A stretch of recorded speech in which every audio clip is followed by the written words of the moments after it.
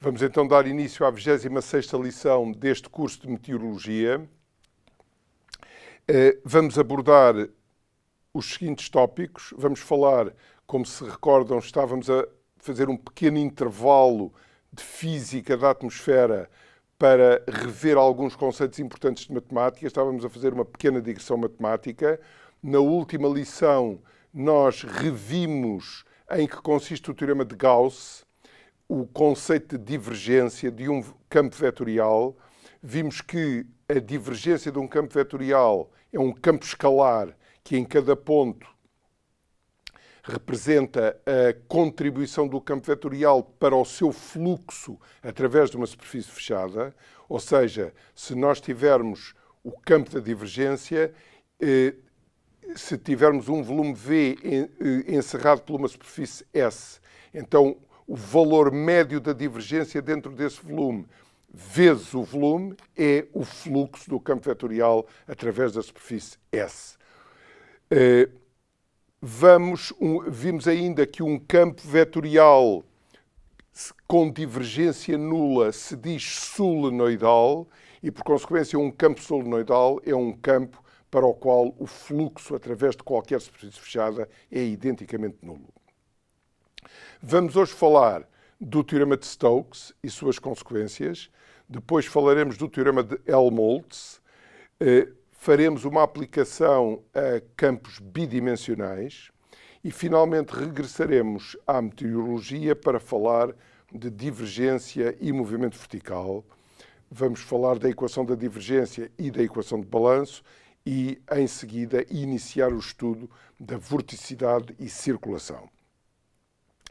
Ora bem, o teorema de Stokes estabelece que a circulação de um campo vetorial A ao longo de uma linha fechada L, circulação essa que é o escalar definido pelo integral ao longo da linha L da componente tangencial em cada ponto da linha do campo vetorial A, é dado por, portanto, este integral define a circulação, portanto, o teorema de Stokes estabelece que essa circulação é dada pelo fluxo de outro campo vetorial B através de qualquer superfície S que tenha como fronteira a linha L.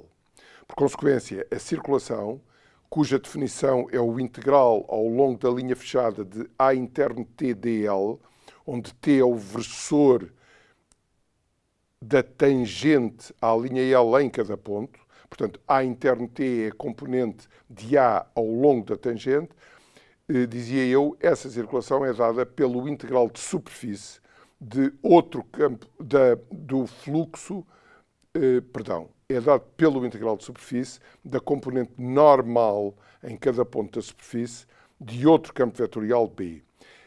A superfície S pode ser uma superfície qualquer, mas tem que ter a linha L como fronteira. Portanto, a superfície S não é uma superfície fechada, é uma superfície que tem como fronteira a linha L.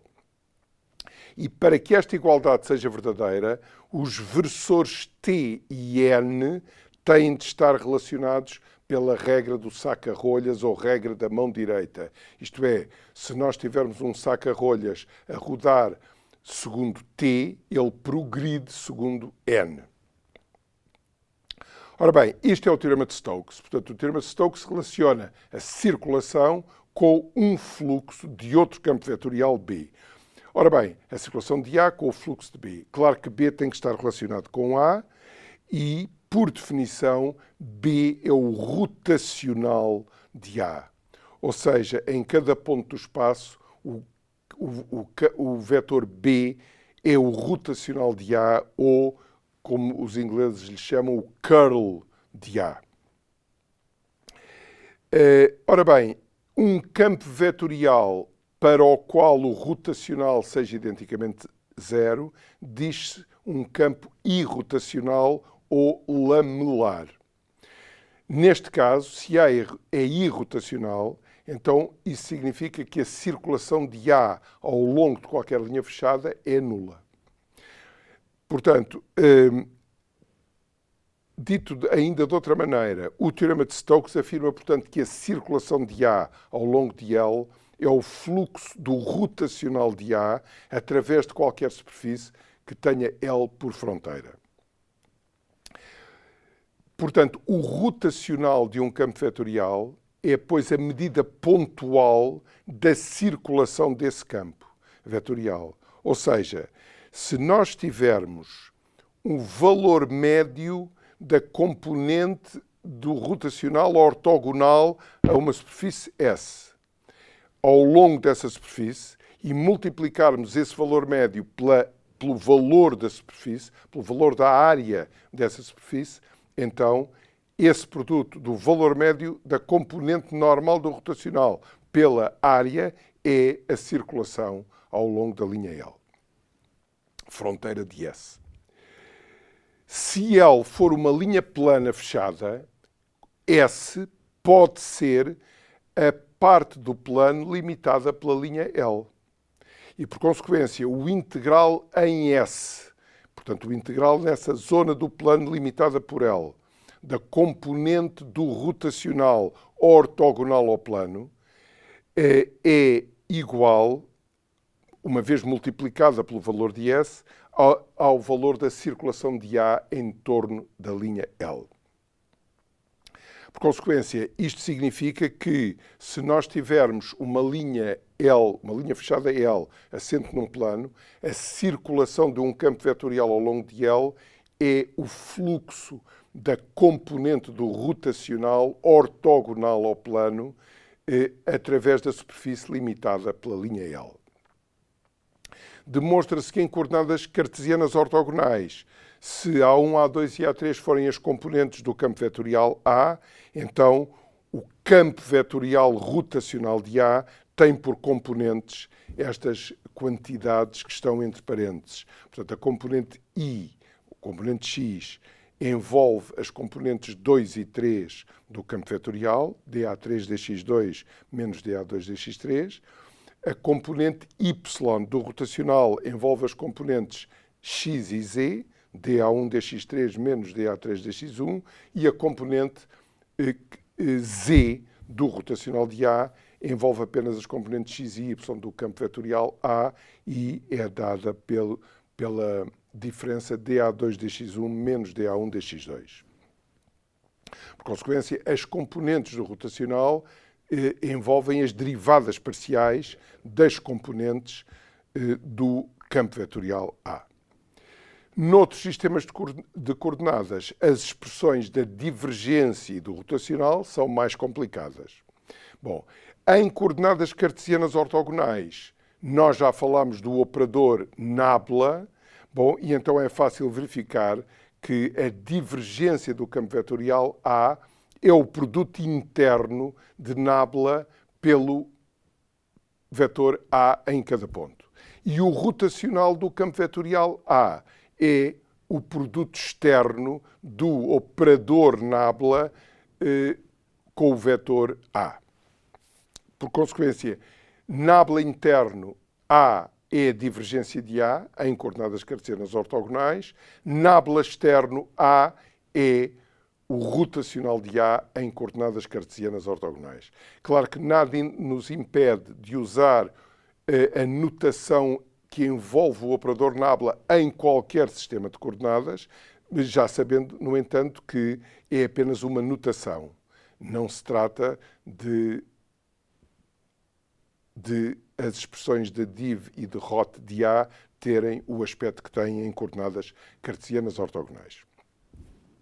Bom, é fácil verificar, tendo em conta as expressões da divergência e do rotacional em coordenadas cartesianas, que se o campo vetorial A for o gradiente de um campo escalar f, então o rotacional de A é identicamente zero. Portanto, rot de grade de f é identicamente zero. Ou, usando o operador nabla, nabla externo grade de f, ou nabla externo nabla f é identicamente zero. Ou seja, um gradiente não tem circulação. Portanto, se um campo vetorial for o gradiente de um campo escalar, esse campo vetorial não circula. Bom, Porquê? Bom, podemos perceber isso mesmo sem fazer qualquer conta complicada. A circulação de um gradiente seria dada pelo integral ao longo de uma linha fechada de grado de f interno TdL. Mas, por definição de gradiente, grado de f interno t é a derivada dirigida dfdl. Então, estamos a integrar dfdl ao longo da linha L. Bom, mas dfdl, dl é df.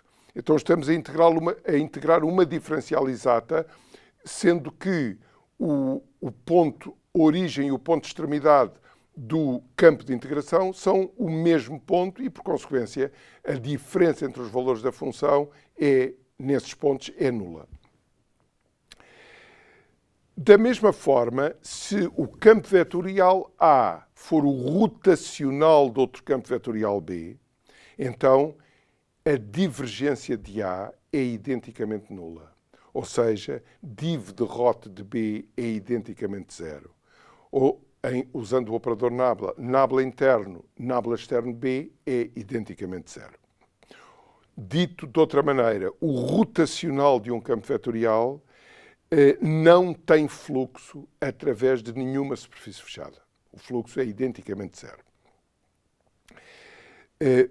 Bom, podemos perceber porquê. Porque a circulação de um campo vetorial ao longo de uma linha fechada L é o integral de A interno TdL, é o integral da componente normal do rotacional em cada ponto de uma superfície S1 que tenha como fronteira a linha L. Bom, mas se considerarmos que S1 e S2 formam uma superfície fechada S, então, se N1 e N2 forem os versores em cada ponto destas superfícies ortogonais às mesmas superfícies, bom, então este C é também dado pelo integral em S2 de rot de A interno menos N2 de S2. Porquê? Porque o vetor N2 tem que estar para fora da superfície. E para que nós possamos ter uma igualdade, só o vetor menos N2 é que forma com um par de vetores que obedecem à regra da mão direita.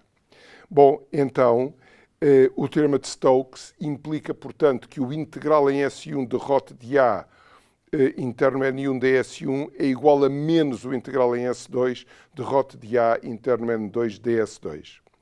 Portanto, se S for a superfície fechada, a união de S1 e S2, então o integral em S1 é igual, perdão, o integral em S de rot de A interno N é a soma dos integrais em S1 e em S2, e essa soma é nula, visto que as parcelas são iguais à circulação em torno de L e ao simétrico dessa circulação.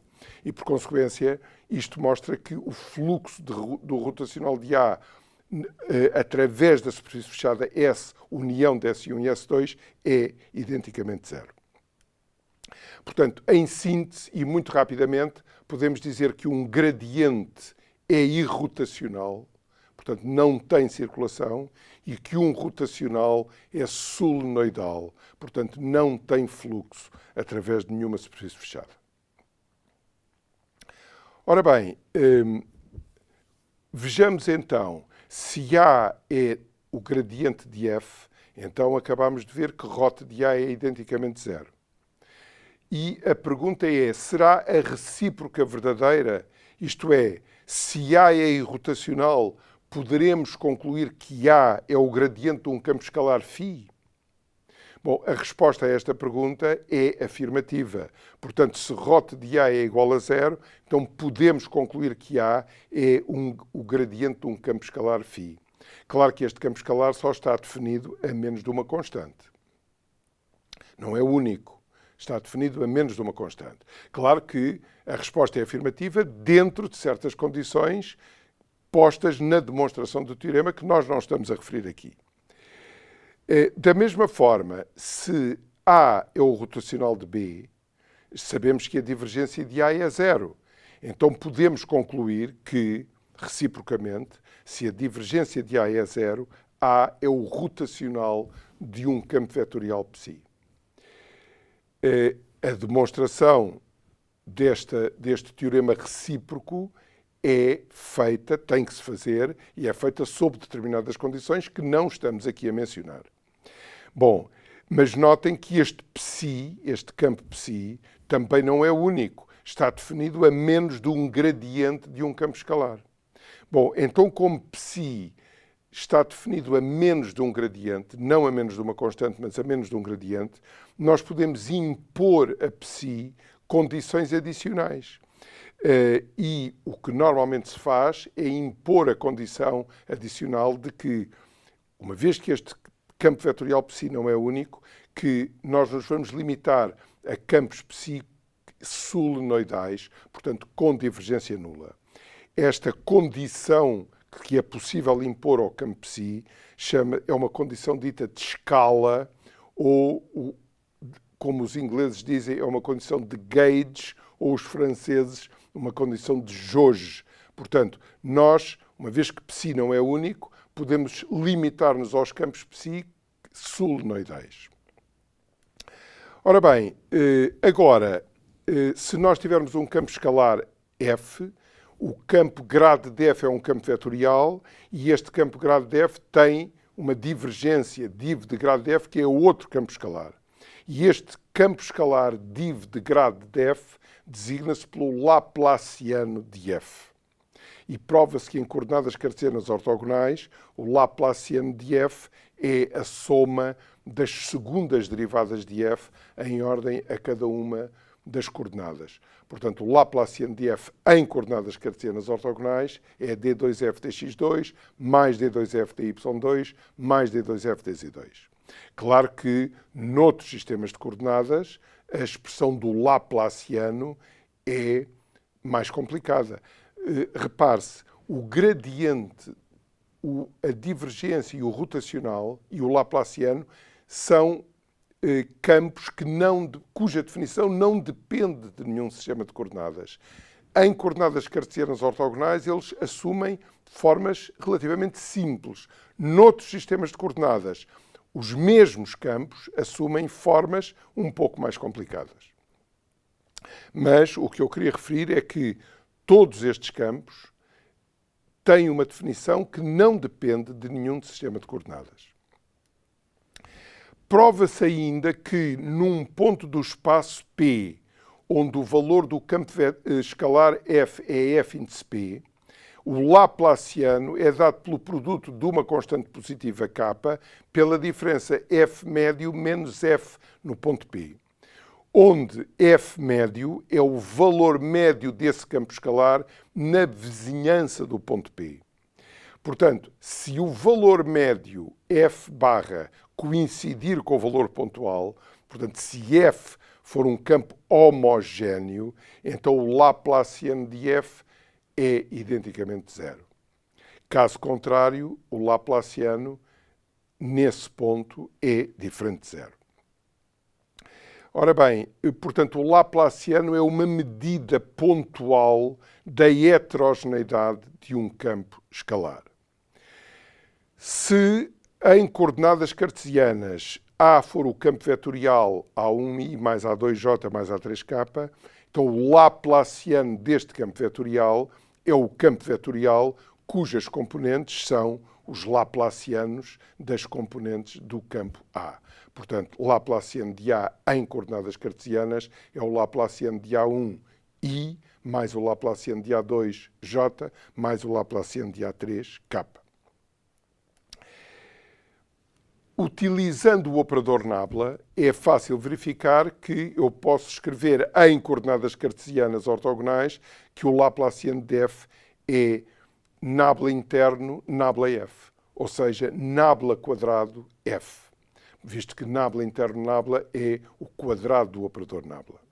Portanto, em coordenadas cartesianas ortogonais, Lap de f é nabla quadrado f. Podemos continuar a usar esta notação em qualquer sistema de coordenadas, tendo em conta que se trata apenas de uma notação. Ora bem, em matemática, a equação Laplaciano de f igual a zero é a equação de Laplace. Portanto, as soluções desta equação são as funções harmónicas. E se nós escrevermos o Laplaciano de f em coordenadas esféricas, então as soluções da equação de Laplace são as harmónicas esféricas, que são funções muito importantes em física e matemática e em meteorologia, porque não vamos avançar neste ponto, mas as harmónicas esféricas são funções ortogonais e podem definir uma base por essa razão. Ora bem, por consequência, as funções f cujo Laplaciano é zero são as funções harmónicas.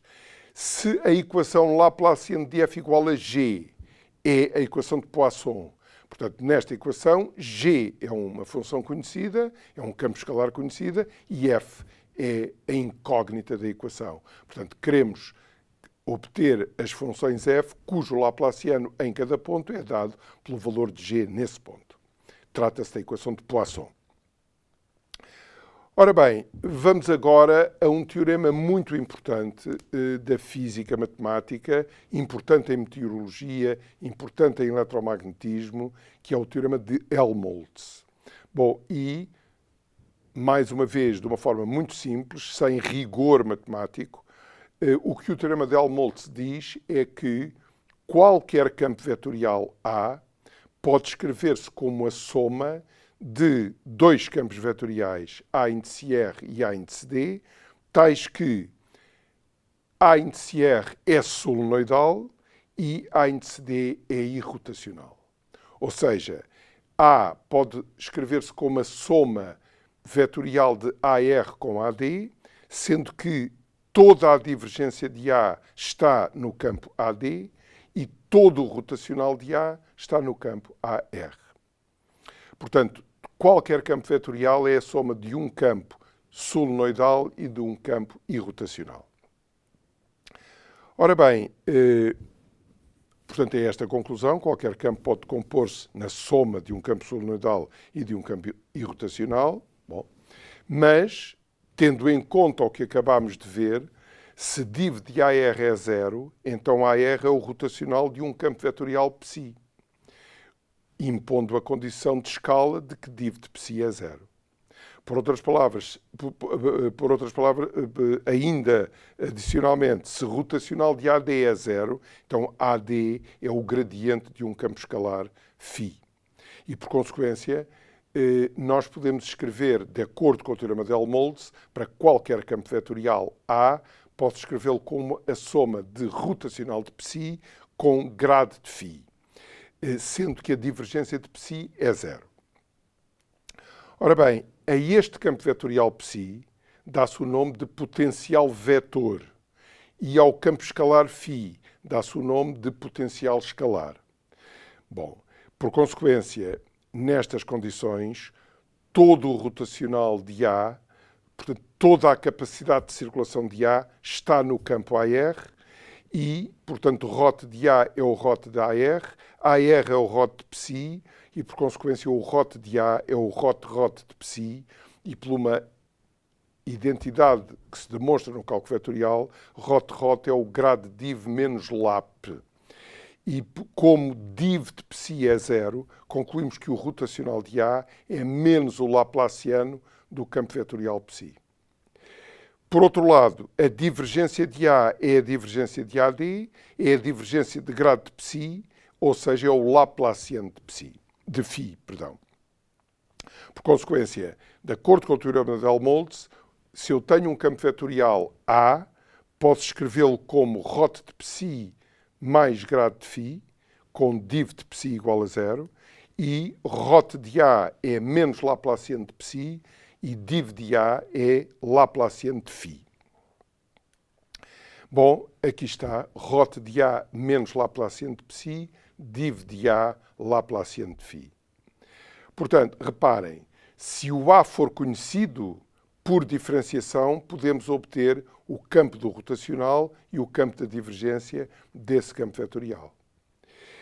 Inversamente, se forem conhecidos os campos da divergência e do rotacional, através destas equações, resolvendo duas equações de Poisson, nós podemos obter os campos do potencial escalar e do potencial vetor, φ e psi. E, em seguida, por diferenciação, podemos reconstituir o campo vetorial A, dado por esta expressão ρ de psi mais grado de φ. Por consequência, isto é para mostrar o quê? Que, conhecido um campo vetorial, nós podemos conhecer os campos da divergência e do rotacional desse campo. Conhecidos os campos da divergência e do rotacional, podemos reconstituir o campo vetorial. Claro que esta possibilidade, dita assim tão simplesmente, aparece quando conhecemos os campos da divergência e do rotacional em todo o espaço. Se esses campos forem conhecidos apenas numa região limitada do espaço, para a reconstituição do campo A, temos de ter condições fronteira. Mas não vamos entrar nesses pormenores matemáticos. Agora, a situação de campos bidimensionais. Suponhamos que o campo vetorial A é bidimensional. Por exemplo, A é apenas uma função de x e de y. Portanto, tem duas componentes, A1 e A2. Isto significa o quê? Significa que estas componentes são as mesmas, qualquer que seja o valor de z. Isso é que é um campo bidimensional. Bom, então, o rotacional de A, que é o rotacional de AR, é um campo vetorial que em cada ponto está dirigido na direção do eixo dos z's, cujo versor, direção essa que tem por versor o vetor k. Repare-se, se o campo é bidimensional, é uma função de xy e é o mesmo para qualquer z, então, pelo teorema de Stokes, a circulação é uma circulação no plano xy. E, portanto, a única componente do rotacional não nula é a componente ortogonal ao plano xy e, portanto, é a componente k. Nestas condições, nós podemos escolher como potencial vetor, psi, o produto de um campo escalar menos psi pelo versor k. Ora bem, e então nesta situação, neste caso, o rotacional de psi é o rotacional de menos psi k. Bom, e por uma fórmula do cálculo vetorial que nos permite obter o rotacional de um escalar vezes um vetor, é fácil concluir que o rotacional de psi é k externo gradiente do campo escalar psi. A divergência de psi é zero. Este psi, dado por esta expressão, tem divergência nula. É a divergência de um campo escalar vezes um vetor k, aplicando a fórmula do cálculo vetorial, o resultado é zero.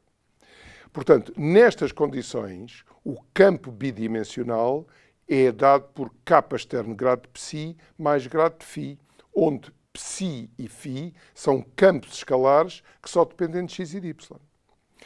Portanto, nesta situação, o campo vetorial é equivalente a dois campos escalares, que se designam, respectivamente, por função de corrente e função potencial. E nestas condições também é muito fácil verificar que a componente do rotacional ortogonal ao plano xy, portanto, k interno ρ de A, é o laplaciano da função de corrente e que a divergência de A é o laplaciano da função potencial.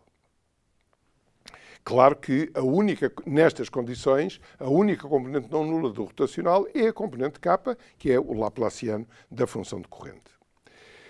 No plano xy, nós podemos considerar linhas de igual valor, isolinhas ou isopletas, da função de corrente e da função potencial, que estão aqui pictoricamente representadas. Bom, e estas linhas intersetam-se e definem uma malha que é designada e conhecida pelo nome de malha de Beltrami. Se em cada ponto o gradiente de psi e o gradiente de φ forem ortogonais, portanto tiverem um produto interno nulo, então a malha de Beltrami é uma malha ortogonal. Mas essa é uma situação particular, não é situação geral.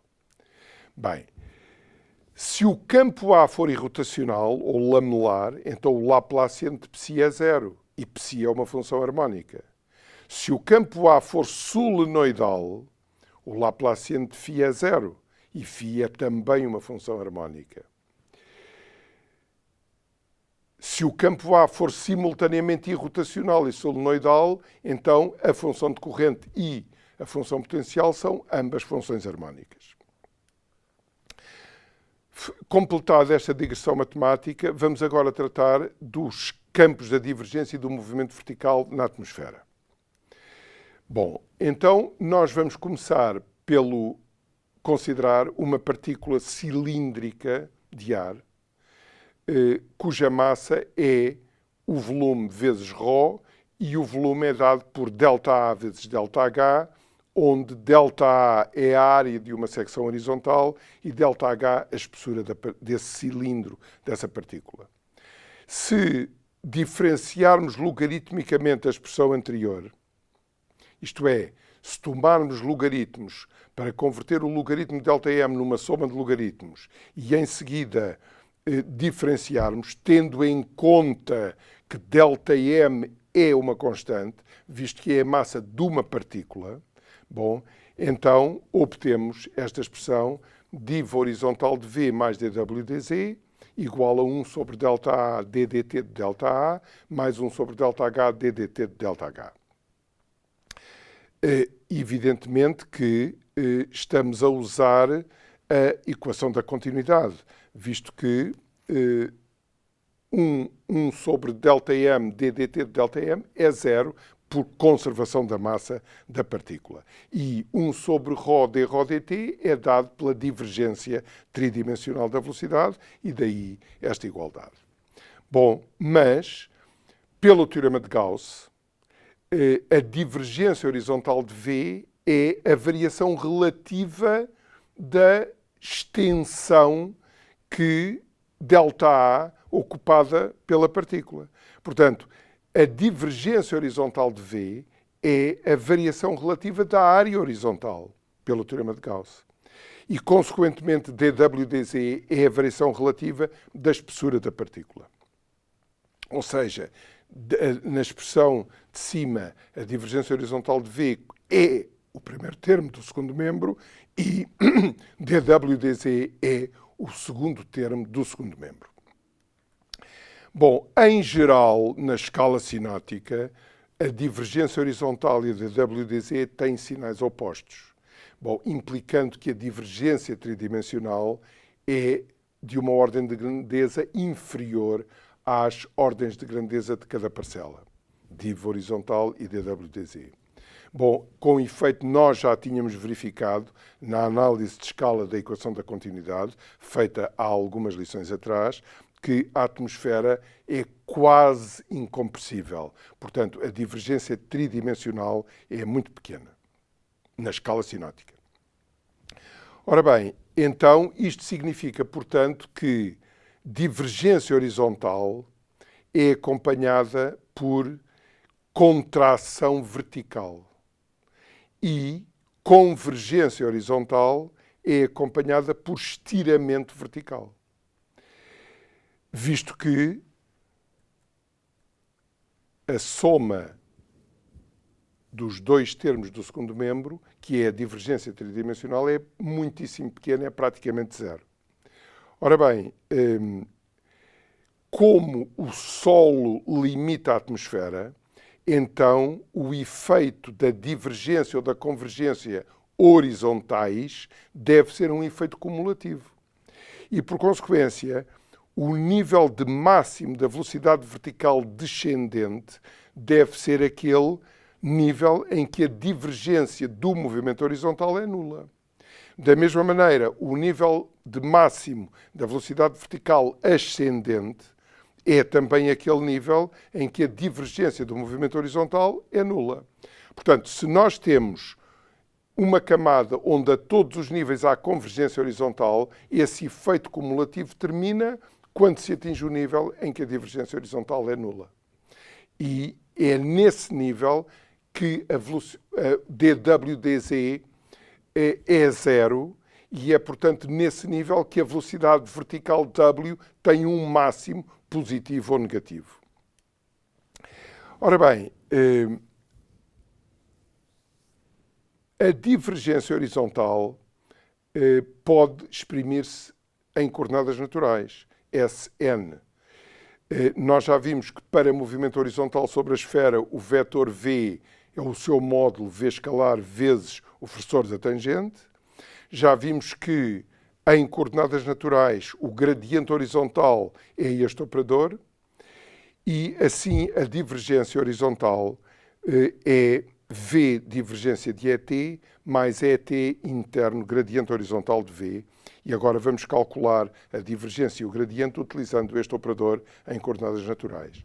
E, por consequência, V divergência horizontal de E índice T é V vezes vezes a expressão que está dentro do parênteses. Bom, mas não esquecer que a derivada de ET em ordem a S ou de ET em ordem a N são vetores ortogonais ao próprio ET, visto que ET é um vetor de módulo constante. Portanto, o produto interno de DET ds por ET é zero e o produto interno de DET dn, que é o ortogonal a ET, portanto está na direção N pelo versor N, é d psi dn, onde psi é o ângulo entre a direção do vento horizontal relativamente a uma direção fixa, por exemplo, a direção leste. Portanto, é o ângulo entre o vetor E índice T, tangente ao movimento, e um versor numa direção fixa, neste caso o versor I. Por consequência, V div de E índice T é V d psi dn, onde psi é o ângulo entre E índice T e o versor de uma direção fixa, por exemplo, a direção oeste-leste. Por outro lado, E índice T interno grado de V é simplesmente a derivada dirigida dvds. E, por consequência, em coordenadas naturais, a divergência horizontal de V é dada por dvds mais V d psi dn.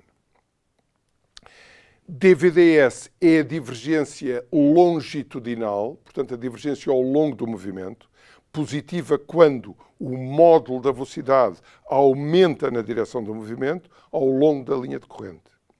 V d psi dn é a divergência transversal positiva quando, ao longo do movimento, as linhas de corrente se afastam umas das outras. Portanto, quando há difluência do movimento. Difluência essa que é precisamente medida por V d psi dn. Ou, se preferir, apenas por d psi dn. Portanto, se o ângulo entre os vetores é t e a tal direção fixa, se esse ângulo vai aumentando ao longo da linha S, então há difluência, as linhas de corrente afastam-se. Se o ângulo vai diminuindo, se d psi dn é negativo, então as linhas de corrente vão aproximando-se umas das outras ao longo do movimento. Em geral, a divergência longitudinal e a divergência transversal têm também sinais opostos e, por consequência, a divergência horizontal é, em geral, na escala sinótica, de uma ordem de grandeza inferior às ordens de grandeza de cada um daqueles termos. O que significa que um pequeno erro no cálculo de cada um desses termos pode e converte-se num grande erro no cálculo da divergência horizontal. Passemos agora à equação da divergência horizontal. O que é que isto significa? Significa o seguinte: como é que a divergência horizontal num ponto da atmosfera varia no tempo? Ou, isto é a formulação euleriana, ou como é que a divergência horizontal de uma partícula varia ao longo da trajetória da partícula? Bom, então, para obtermos a equação da divergência horizontal, vamos partir da equação do movimento horizontal no sistema P, que é esta equação, bem conhecida, e vamos aplicar a ambos os membros desta equação o operador divergência horizontal, que vamos passar a representar, vamos suprimir, para não sobrecarregar as equações, o índice H grande. Portanto, em vez de div H ou nabla H interno, vamos simplesmente pôr nabla interno.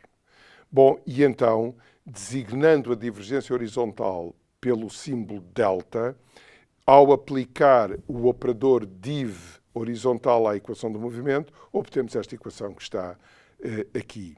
Portanto, temos d delta dt mais div do termo inercial, mais grado de ômega interno dvdp, mais ômega d delta dp, igual a menos Laplaciano do geopotencial, menos a divergência do produto externo FK por V, mais a divergência da força de atrito horizontal. Bom, agora nós podemos utilizar expressões do cálculo vetorial e decompor a divergência do termo inercial como V interno grado de delta mais o quadrado de delta menos 2 vezes o jacobiano das componentes zonal e meridional do movimento. Por outro lado ainda, a divergência deste produto externo, FK externo V, aplicando fórmulas do cálculo vetorial, é dada por menos Fz mais beta U, onde beta é a derivada df da y. Recordem-se que o parâmetro de Coriolis 2ω seno de φ só depende da latitude e que A dφ é dy, portanto beta é a derivada meridional do parâmetro de Coriolis e zeta é a componente vertical local do rotacional do movimento. Não vamos avançar mais nesta definição, é simplesmente a componente vertical local do rotacional do movimento, horizontal. Bom, então a equação da divergência pode escrever-se desta forma, juntando todos os termos da equação no primeiro membro, portanto esta soma algébrica é nula. O que é que temos aqui? Temos a derivada local ddt de delta, temos o simétrico da adversão horizontal, V interno grado de delta, temos o simétrico da adversão vertical no sistema P, ômega d delta dp, temos o quadrado de delta, temos grado de ômega interno dvdp, menos Fz, mais beta U, menos 2 vezes o jacobiano de UV, mais laplaciano do geopotencial igual a zero. Recordemos que o jacobiano das componentes U e V do movimento horizontal é, por definição, esta combinação entre derivadas parciais. Portanto, temos du dx dv dy menos du dy dv dx. Isto é a definição do jacobiano de duas funções quaisquer, neste caso U e V. Ora bem, repare-se que nesta equação a soma dos três primeiros termos do primeiro membro é a derivada material ddt de delta. Relembrando que o vento horizontal se pode escrever como K externo grado de psi mais grado de φ, bom, que representam as componentes rotacional e divergente do movimento horizontal, recordando ou relembrando que na escala sinótica nas latitudes médias a componente rotacional é muito aproximadamente o vento geostrófico e a componente divergente é muito aproximadamente a componente ageostrófica do movimento, tendo ainda presente que a componente ageostrófica ou a componente divergente tem uma intensidade muito inferior à da componente geostrófica ou rotacional, bom, então tudo isto legitima que, ao considerar certos aspectos da circulação, não todos, nós podemos ignorar a componente divergente do movimento e substituir o vento horizontal apenas pela sua componente rotacional, na escala sinótica, latitudes médias, e, consequentemente, ao ignorar a componente divergente, ignorar também a divergência delta e o movimento vertical ômega que lhe está associado, pela equação da continuidade no sistema P. E, por consequência, se nesta equação nós ignorarmos todos os termos que contêm delta, ômega, então esta equação converte-se nesta equação que está aqui. Laplaciano de φ passa a ser Fz menos beta U, mais 2 vezes o jacobiano de UV, que neste caso são apenas as componentes rotacionais de U índice R e V índice R. Ora bem, esta equação é, portanto, uma forma aproximada da equação da divergência no sistema P, quando estamos a considerar aspectos da circulação em que é legítimo ignorar a componente divergente do vento e, por consequência, ignorar a divergência horizontal e a velocidade vertical ômega. Mas, nestas condições, a equação da divergência, que é uma equação de prognóstico, converte-se numa equação de diagnóstico, que é esta que aqui está e que se designa por equação de balanço. Bom, ora bem, como nestas condições, o V é substituído pela componente rotacional K externo grado de psi, como nestas condições zeta igual a K interno rotacional de VR é o Laplaciano de psi, como já vimos atrás, como nestas condições beta o índice R é menos o gradiente de psi interno gradiente de F, tudo isto é fácil verificar, e o menos 2 jacobiano é simplesmente esta expressão que está à direita, 2 vezes o quadrado da segunda derivada mista de psi em ordem a x e y, menos 2 vezes o produto das segundas derivadas de psi em ordem a x e em ordem a y. Então, a equação de balanço pode escrever-se como está aqui indicado, Laplaciano de φ igual a f Laplaciano de psi mais grado de f grado de psi, mais 2 vezes aquela combinação entre segundas derivadas da função decorrente.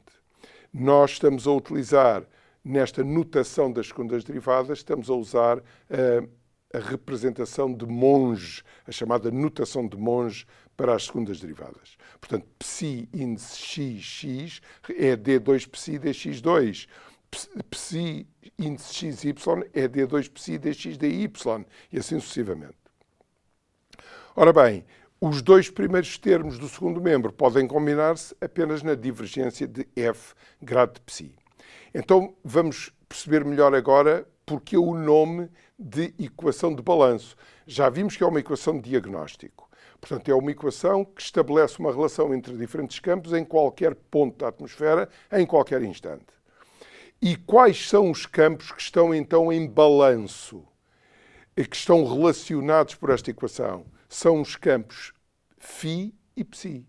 Portanto, o campo do geopotencial e o campo da função decorrente, que determina o movimento horizontal através da sua componente rotacional, que é a única que estamos a considerar. Portanto, a equação estabelece uma relação em qualquer ponto da atmosfera, em qualquer instante, entre o campo do movimento, isto é, o campo psi, e o campo da massa, isto é, o campo φ. Ora bem, o último termo do segundo membro é um termo fortemente não linear, que se designa por termo de Monge-Ampère. Se ignorarmos este termo, porque na escala sinótica, nas latitudes médias, ele tem uma ordem de grandeza inferior à dos restantes termos, então a equação de balanço simplifica-se e passa a escrever-se simplesmente como Laplaciano de φ igual à divergência de f grado de psi. Ou seja, f Laplaciano de psi mais grado de f grado de psi. Bom, portanto, como acabámos de ver, quer com o termo de Monge-Ampère, quer com a equação linearizada, a equação de balanço estabelece uma relação de interdependência entre a função decorrente e o geopotencial. Portanto, estabelece uma interdependência entre o campo do movimento e o campo da massa. Ou seja, por outro lado, este equilíbrio, este ajustamento entre o campo do movimento e o campo da massa é quase que um ajustamento entre o movimento geostrófico e o campo da massa. Portanto, na escala sinótica, nas latitudes médias, os campos do movimento e da massa tendem para um quase equilíbrio que é quase geostrófico.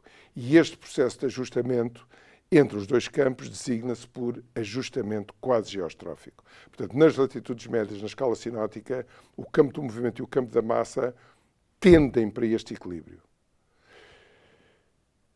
Há uma interdependência entre eles muito aproximada.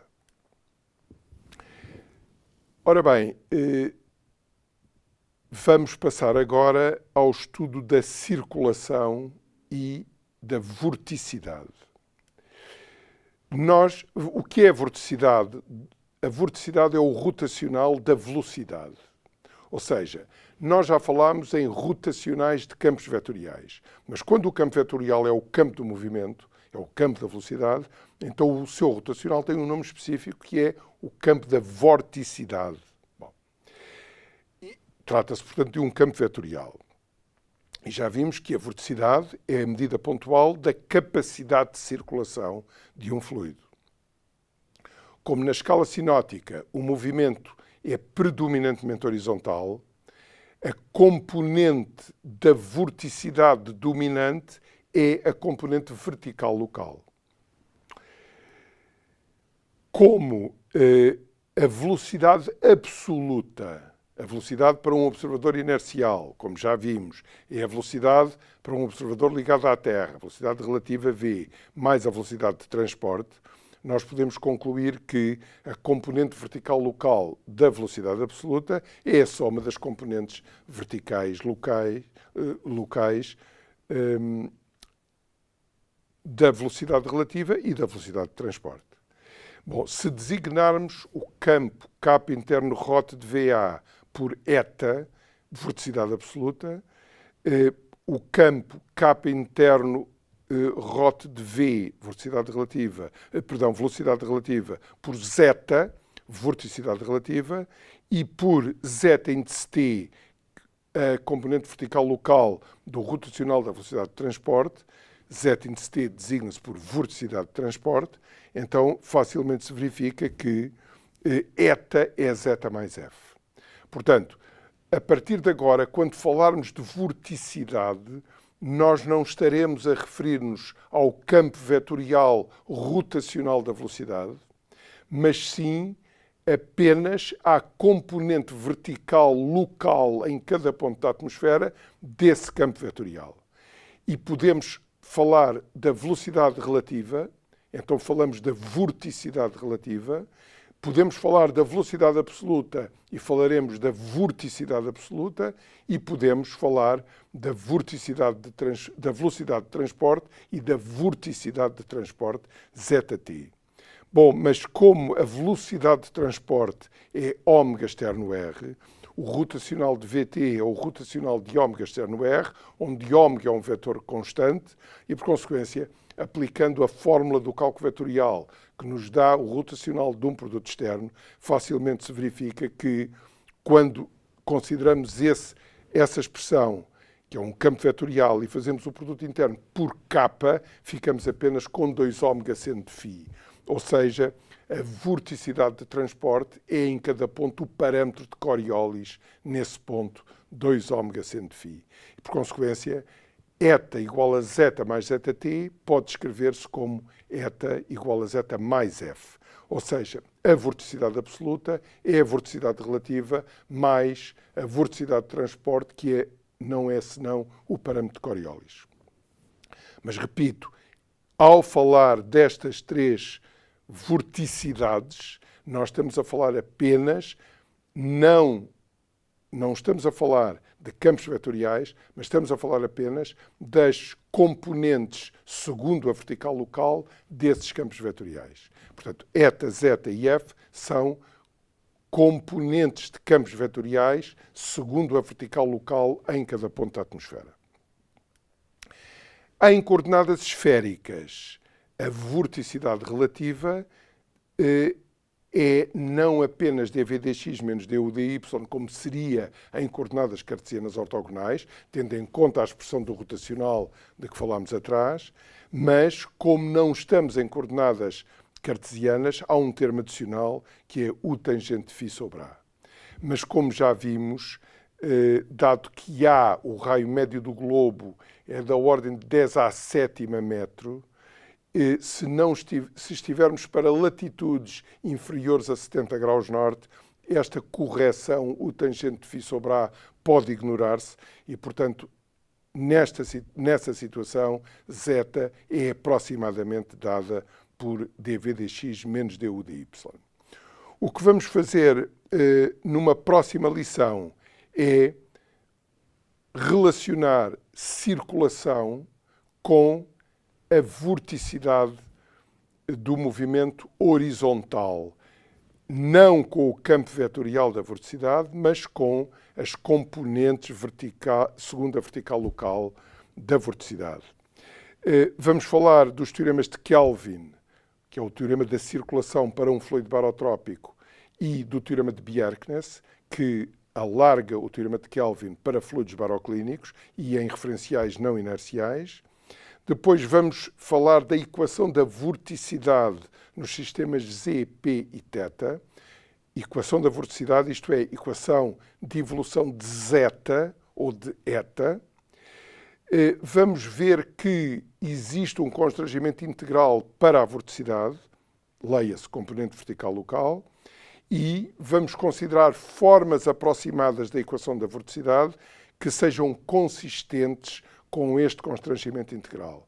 Ou seja, ao considerar a equação da vorticidade, fazendo uma análise de escala, nós vamos verificar que na escala sinótica, nas latitudes médias, existem termos cuja ordem de grandeza é inferior à de outros termos. Termos, portanto, que podem ser ignorados. Mas ignorar esses termos não pode ser feito de qualquer forma.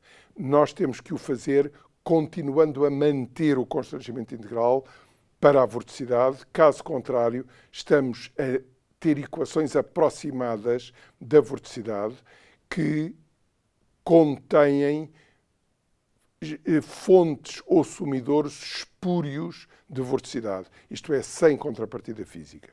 Veremos isto na próxima lição. Muito obrigado.